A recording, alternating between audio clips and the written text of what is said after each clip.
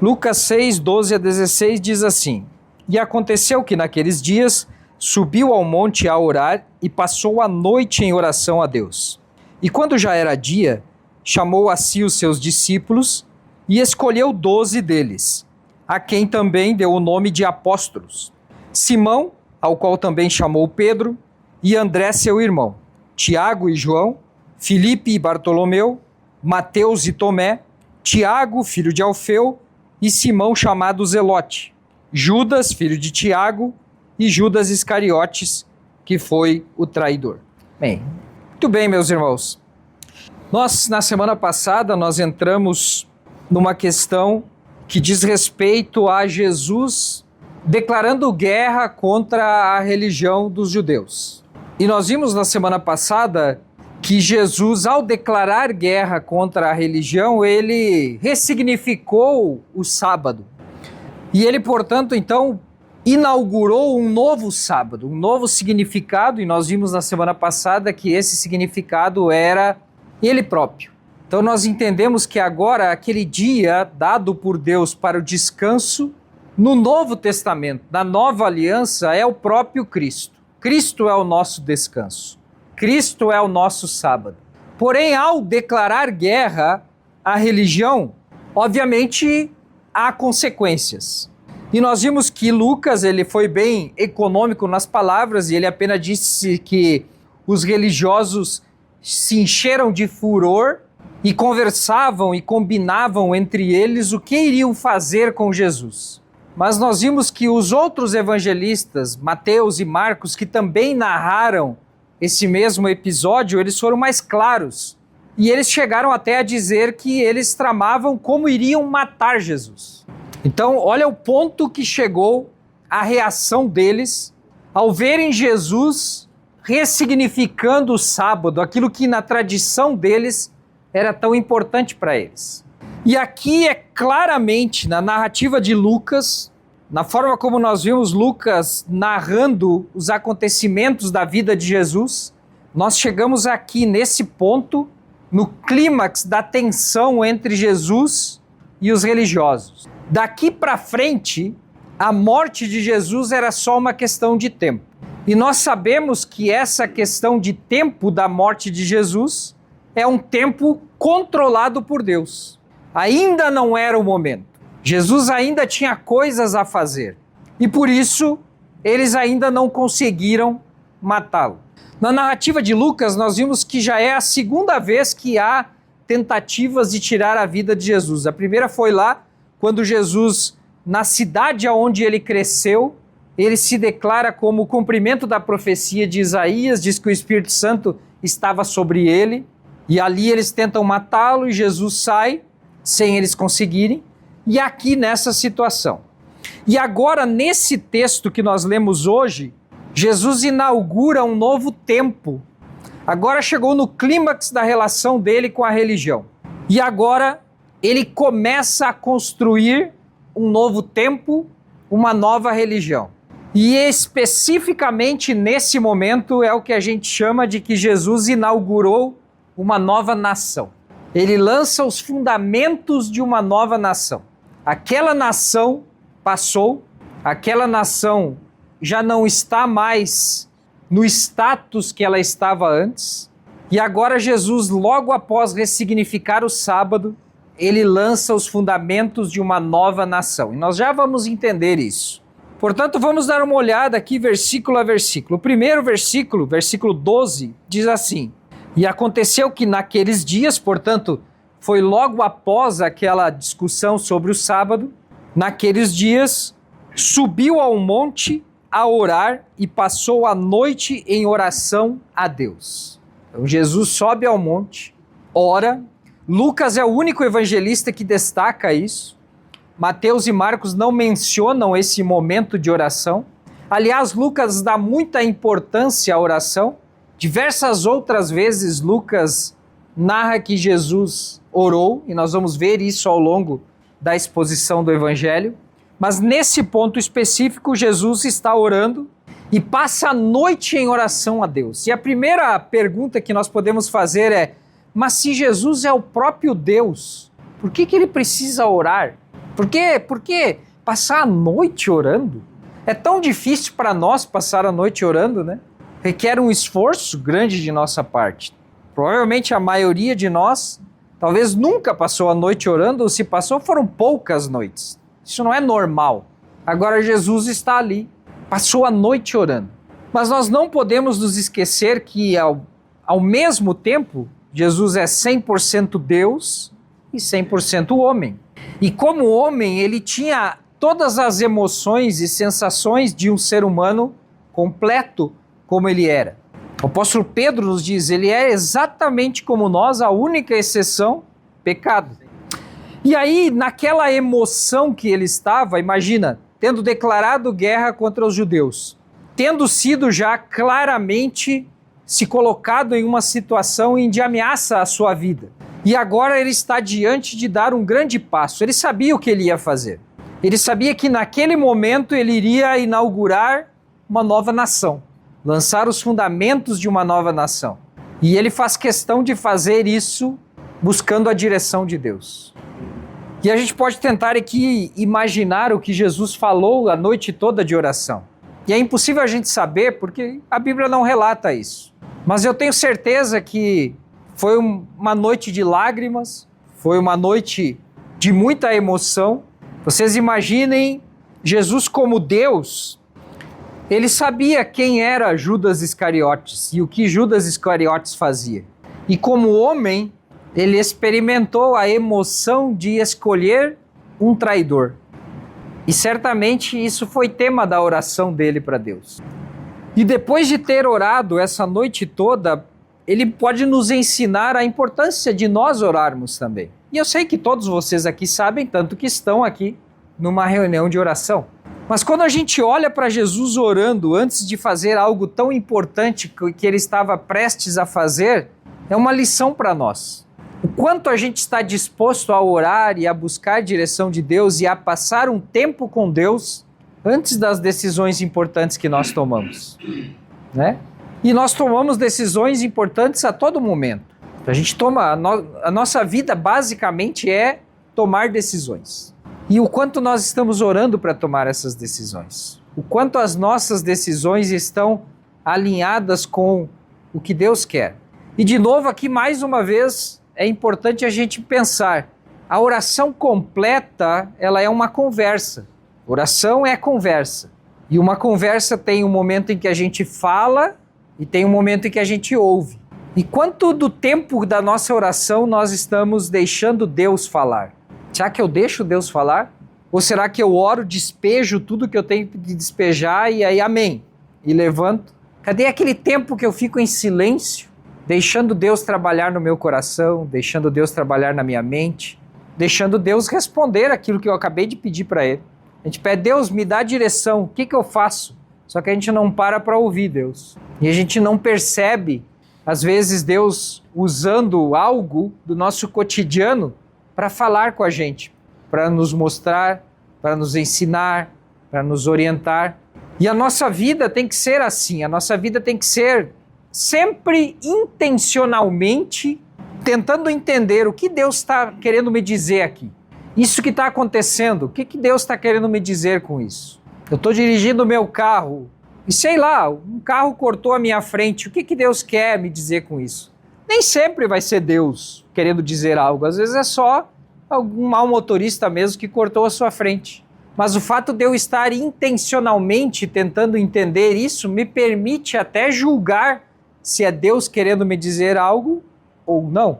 E Jesus nos ensinou isso nesse versículo 12. A noite toda orando, apresentando a Deus as suas preocupações, as suas emoções. Ele sabia que ali, daquele momento, não teria volta. Para nós nos situar no tempo, isso aconteceu mais ou menos um ano depois do início do ministério dele. Então, Jesus passou um ano naquele ministério itinerante e agora ele está prestes a inaugurar uma nova fase do seu ministério que duraria os próximos 2 anos. E depois de ter orado, lá no versículo 13, quando já amanheceu o dia, ele chamou para si, ou seja, ele chama para próximo dele, os seus discípulos. Não sabemos quantas pessoas estavam lá, dezenas, talvez centenas de pessoas. Jesus a essa altura já era famoso. Multidões de pessoas iam atrás dele para ouvi-lo pregar, para receber as bênçãos, os milagres, as curas. E dezenas, talvez centenas de pessoas eram discípulas dele. O que são um discípulo? Alguém que segue ele, alguém que aprende dele. Jesus era um mestre, um rabi, e tinha os seus discípulos. Dentre essas centenas de discípulos, Lucas nos diz que Jesus escolheu 12. Então, centenas de pessoas, e Jesus começa a chamar um, começa a chamar outro, começa a chamar outro. E talvez as pessoas pensando, o que ele vai fazer com essas pessoas? Por que ele está chamando essas pessoas? E de repente ele está com um grupo de 12 pessoas. E todos os evangelistas, eles são muito claros ao afirmar que eram discípulos e ao afirmar que Jesus escolheu.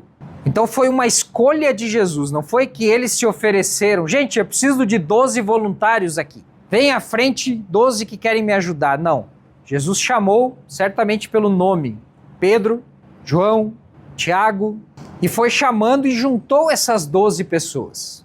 Mas por que Lucas, Marcos, Mateus destacam que eram 12? Porque 12 tem um significado muito especial. E olha que eu falei que Jesus aqui está lançando os fundamentos de uma nova nação. Quando Deus lançou o fundamento da nação de Israel, ele dividiu a nação de Israel em 12 tribos, formada pelos descendentes de Jacó, também chamado Israel. 10 filhos de Jacó, mais os 2 filhos de José, os netos de Jacó. Formavam o alicerce, o fundamento da nação escolhida por Deus para ser a representante de Deus na terra. As 12 tribos moldaram a identidade do povo de Deus. Deus, ao dar a lei para Moisés, determinou inclusive as funções de cada tribo, determinou o lugar em que cada tribo deveria habitar no acampamento. Ao dar a eles a terra prometida, Deus determina a região da terra prometida que seria destinada a cada uma das tribos. E, portanto, a nação de Israel era profundamente ligada e alicerçada. A identidade deles era formada pelas tribos. 12 tribos. E agora Jesus escolhe 12 dentre os seus discípulos. E isso não pode ser coincidência. Com certeza não é. E aí nós vimos, como nós já estudamos aqui há alguns meses, quando nós estudamos Efésios, nós vimos o apóstolo Paulo dizendo que a igreja é formada sobre o fundamento dos apóstolos. Então o apóstolo Paulo está lá confirmando o que os evangelistas nos apresentaram aqui. Ao escolher esses 12, Jesus está definindo o alicerce, está definindo o fundamento de uma nova nação. E essa nova nação é a igreja. Então Jesus rompeu com a religião, nós vimos na semana passada, ressignificou o sábado e agora ele está determinando e está iniciando, lançando o alicerce de uma nova nação. E esses 12 representam isso. Isso é tão importante que lá no Apocalipse, na visão que João teve, ele viu 24 colunas no céu. E essas 24 colunas é a representação das 12 tribos e dos 12 apóstolos. Então esse detalhe ele não pode passar despercebido. Aqui Jesus está inaugurando o alicerce de uma nova nação, agora não mais com a identidade moldada pelas tribos, mas a identidade moldada por esses 12 homens. E esses 12 homens, como nos apresenta Lucas lá no livro de Atos, foram aqueles que doutrinaram, ensinaram a igreja. Lucas diz, e a igreja permanecia na doutrina dos apóstolos. E aí, já que eu falei apóstolos, vamos explicar o que significa isso. Lucas aqui escreveu assim, dentre os discípulos, escolheu 12 deles, a quem também deu o nome de apóstolos. Ou seja, eles continuaram sendo discípulos, mas agora esses 12 ganharam um novo nome, e esse nome significa apóstolos. E qual a importância desse nome? Para nós hoje, mais de 2000 anos depois, quando a gente ouve a palavra apóstolo, a gente associa a Cristo. A maioria de nós associa aos 12 apóstolos, depois associa a Paulo, mas a gente sabe que é algo relacionado ao cristianismo, algo relacionado a Cristo. Mas nessa época, quando Jesus chamou os 12, Pedro, Tiago, Bartolomeu, Levi, venham aqui. Quando ele estava ladeado por aqueles 12, ele diz, agora eu vou dar o nome de vocês apóstolos. As pessoas lá entenderam o que significava isso. Primeiro ponto, a palavra apóstolo é uma transliteração do grego, ela não é uma tradução. Lembra que eu expliquei? Traduzir é quando a gente traduz uma palavra. Por exemplo, quando eu traduzo uma palavra do inglês que significa milk, e eu traduzo para o português, é leite. Agora, quando eu pego uma palavra em inglês que significa marketing, e em português eu digo marketing, eu estou transliterando, eu uso aquela palavra sem traduzir. E é a mesma coisa que acontece aqui. A gente acabou usando a palavra apóstolo, mas ela é uma palavra do grego. E essa palavra apóstolo significa literalmente enviado. Então Jesus está dizendo, agora vocês, além de serem meus discípulos, vocês também serão enviados. Só que tem mais um detalhe nessa palavra. Essa palavra era um título dado a alguém no Império Romano. No conceito do Império Romano, o imperador também tinha os seus enviados, que eram chamados de apóstolos. E eram pessoas que eram dotadas pelo imperador de uma missão. O imperador dizia, você vai em tal lugar e você vai fazer tal coisa em meu nome. E para você fazer isso em meu nome, eu estou dando a você o título de apóstolo, de enviado.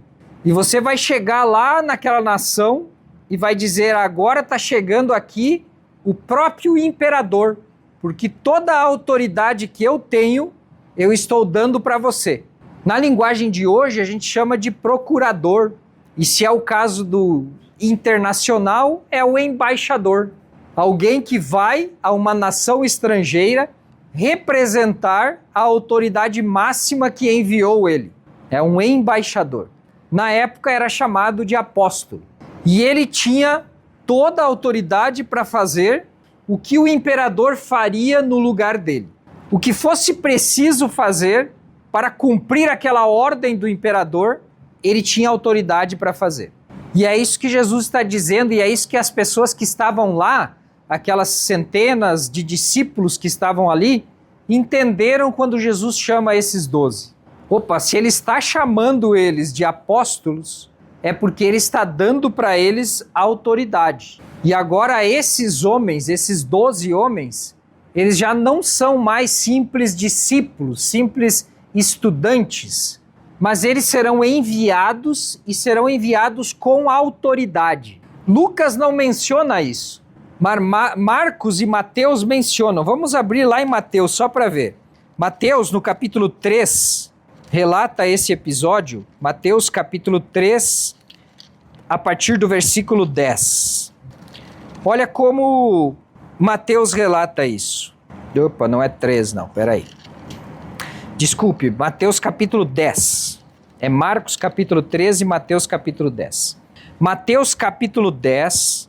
a partir do versículo 1, olha como que Mateus relata isso. Eu disse que nem Mateus nem Marcos fala que Jesus orou.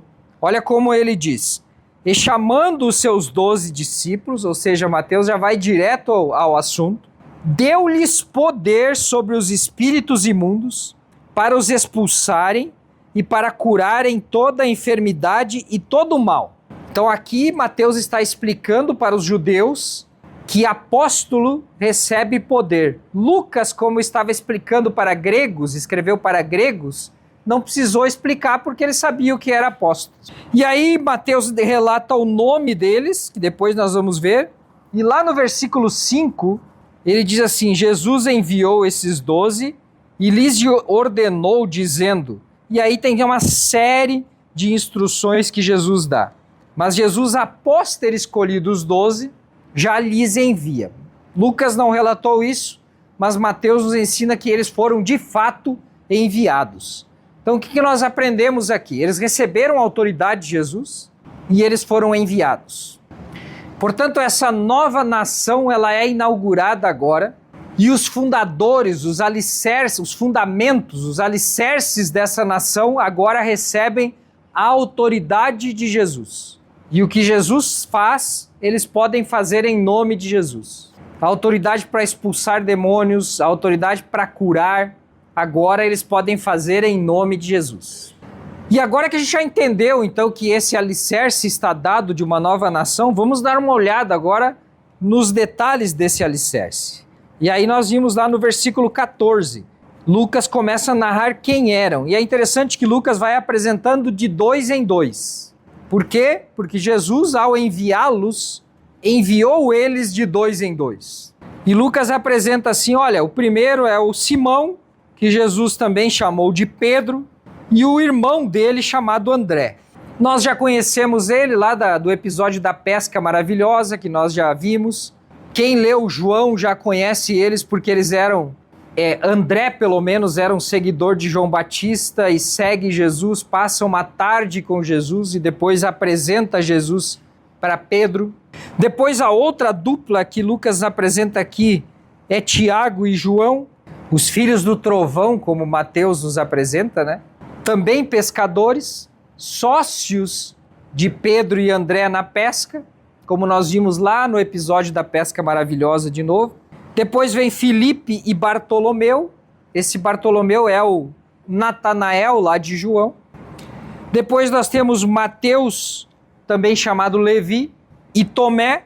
Depois nós temos o Tiago, filho do Alfeu, e um outro Simão, chamado Zelote. E depois nós temos 2 Judas, o Judas, filho de Tiago, e o Judas Iscariotes, que foi o traidor. E fechou a lista dos 12. E quando a gente olha para isso, a gente pensa assim, olha, Jesus, humanamente pensando, Jesus está fazendo algo muito importante aqui. Ele está definindo os fundamentos de uma nova nação, aqueles que seriam, portanto, responsáveis por serem referência para uma nova nação. E humanamente pensando, a gente pensa, eu só vou pegar gente perfeita, né? Só a nata. Eu tive a oportunidade, por exemplo, esse mês de abrir mais 2 vagas no meu time, uma aqui no Brasil, outra na Argentina, e obviamente eu fiz várias entrevistas, olhei vários currículos. E quando a gente olha, a gente sempre pensa, eu vou escolher o melhor. E aqui Jesus escolhe esses 12. Ele olhando o currículo dele. Mais ou menos se conheciam, alguns eram amigos já de longa data, alguns eram sócios, irmãos da mesma família, alguns deles pescadores. Mas uma coisa aqui é muito clara. Primeiro, homens simples, maioria deles pescadores, homens de pensamentos diferentes, e olha isso que eu acho lindo. Quando Jesus nos chama, ele não anula a nossa individualidade. E a Bíblia é cheia de exemplos para isso. Deus é tão maravilhoso que ele nos regenera, ele nos transforma em uma nova criatura, mas ele continua mantendo a nossa individualidade. Nós não somos um monte de robô fabricado numa linha de produção e todo mundo gosta das mesmas coisas e todo mundo pensa do mesmo jeito e todo mundo é igual e quem gosta de café sem açúcar continua gostando de café sem açúcar, quem gosta de café com açúcar continua gostando de café com açúcar. E não é porque o meu irmão que serve a Jesus gosta de carne mal passada que eu tenho que gostar. Mas como assim? Gostam de coisas diferentes? Vocês não são crentes?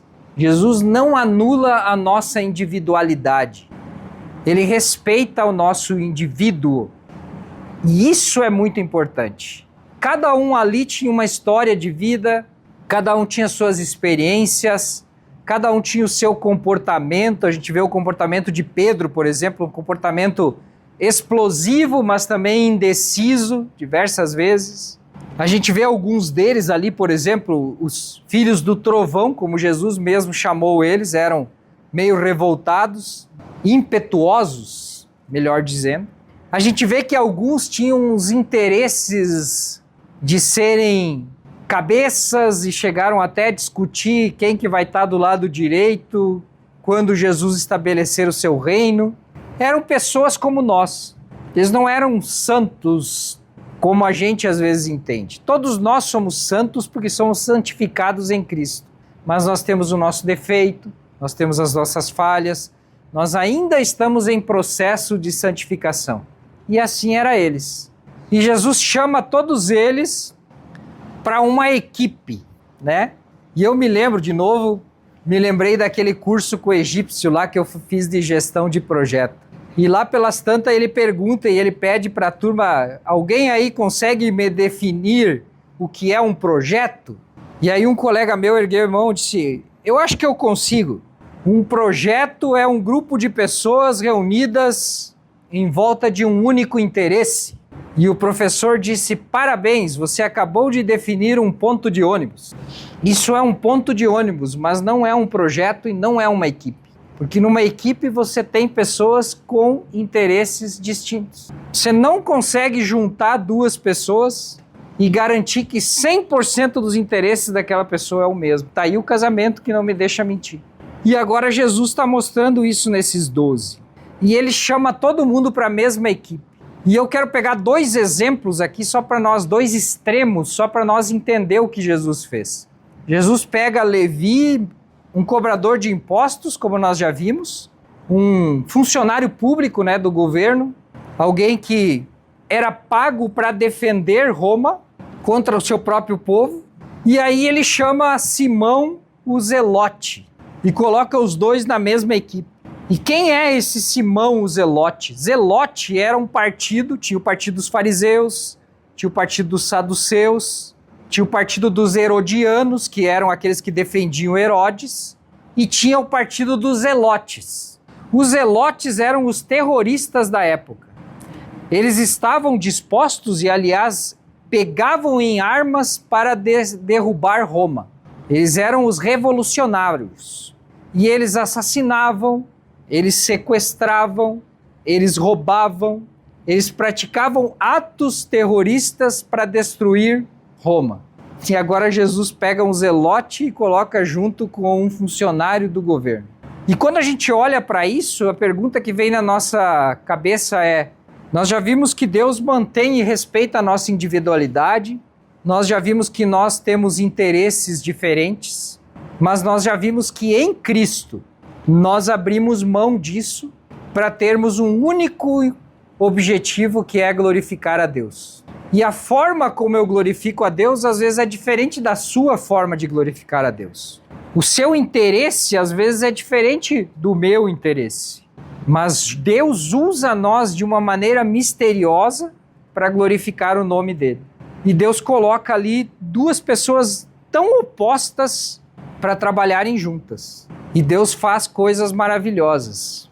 E a lição que fica para nós é, se Deus chamou essas pessoas que não tinham nada para entregar para a sociedade, não eram pessoas de destaque. Pela lógica humana, talvez Jesus iria lá no templo e pegar quais são os melhores escribas que vocês têm aí. Eu estou precisando de gente para montar um time de 12. E Jesus não pegou nenhum escriba, nenhum mestre da lei. Quando ele precisou mais tarde, aí sim ele chamou Paulo. Mas agora não era o momento. E esses 12... são um espelho de nós. Como eu disse, eles são um alicerce da igreja, eles são o fundamento da igreja. E por isso a gente olha para isso e a gente vê, se Deus fez isso com eles, por que não pode fazer com a gente? Por que Deus não pode pegar a igreja dele e fazer os diferentes se entenderem, pessoas com interesses, com gostos diferentes? Mas quando a gente fala de glorificar a Deus, por que eu não posso abrir mão um pouco da minha vontade, caminhar uma meia distância, o outro vem uma meia distância, a gente se ajusta? Por que tem que ser sempre do jeito que eu quero? E do jeito que eu gosto? E do jeito que eu penso? E ser cristão significa isso. Significa a gente abrir mão de nós mesmos, para às vezes glorificar a Deus, ajudando um irmão, apoiando um irmão, aconselhando um irmão, orando com um irmão. E é isso que nós temos que refletir hoje. E eu queria parar por aqui, mas só relembrando duas coisas muito importantes que nós aprendemos aqui. Primeira coisa, a importância de orar. Talvez a lição que nós temos que levar hoje é: será que nós estamos orando o suficiente, buscando direção de Deus, se o próprio Jesus passou a noite orando? E a segunda é a importância de nós, mesmo sendo diferentes, mesmo tendo os nossos gostos diferentes, a importância de nós nos aliarmos e servirmos a Deus. Cada um com o seu interesse, que continue o seu interesse. Uns estão aqui porque foram resgatados do vício e fizeram uma promessa para Deus, que Deus resgatou eles do vício e eles continuarão servindo a Deus. Esse é o interesse. Outros estão aqui porque nasceu num lar cristão e aprendeu a amar a Deus, foi ensinado, e esse é o interesse. E cada um de nós tem um interesse. Mas quando eu consigo tirar um pouco o foco de mim e olhar para os meus irmãos, eu consigo ver o que eu tenho que fazer para me aproximar do meu irmão. E certamente, os nossos interesses em comum, eles são maiores do que as nossas diferenças. E sempre a gente tem que pensar nisso. Quando a gente senta para conversar com o irmão, quando a gente senta para aconselhar um irmão, aquilo que a gente tem em comum é maior do que a nossa diferença. E é assim que funciona a obra de Deus. Deus mantém a nossa individualidade, mas nós temos que trabalhar com essa individualidade e nos acertar.